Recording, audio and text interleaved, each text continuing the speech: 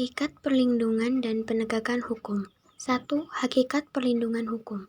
Menurut Philippus M. Hudson, perlindungan hukum adalah akan harkat dan martabat serta pengakuan terhadap hak-hak asasi manusia yang dimiliki oleh subjek hukum berdasarkan ketentuan hukum dari kesewenangan atau sebagai kumpulan peraturan atau kaidah yang akan dapat melindungi suatu hal dari hal lainnya. 2.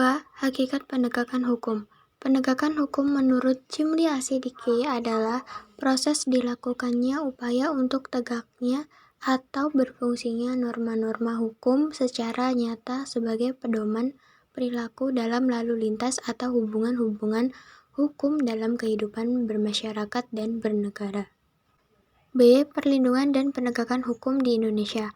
Perlindungan hukum adalah perlindungan hukum terhadap konsumen yang diatur dalam Undang-Undang Nomor 8 Tahun 1999 tentang Perlindungan Konsumen. Sementara penegakan hukum dapat dipahami pula sebagai sebuah tindakan yang bertujuan agar hukum dapat berfungsi sebagaimana mestinya.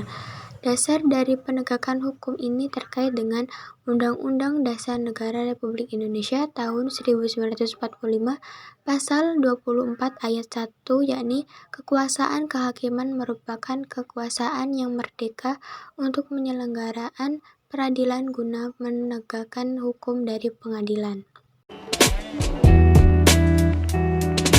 4. Pentingnya perlindungan dan penegakan hukum.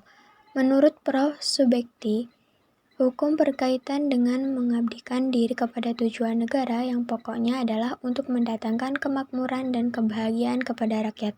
Kondisi yang terjadi apabila perlindungan dan penegakan hukum dapat dilaksanakan dengan baik, antara lain sebagai berikut. A. Terciptanya supremasi hukum. B. Tegaknya keadilan dalam masyarakat. C. Menjamin masyarakat yang tertib. Faktor yang mempengaruhi perlindungan dan penegakan hukum sebagai berikut.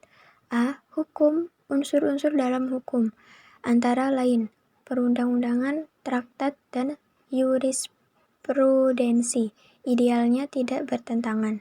B. Penegakan hukum.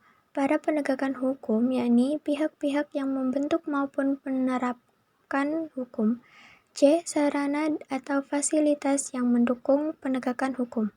D. Masyarakat, yakni faktor lingkungan di mana hukum tersebut berlaku atau diterapkan.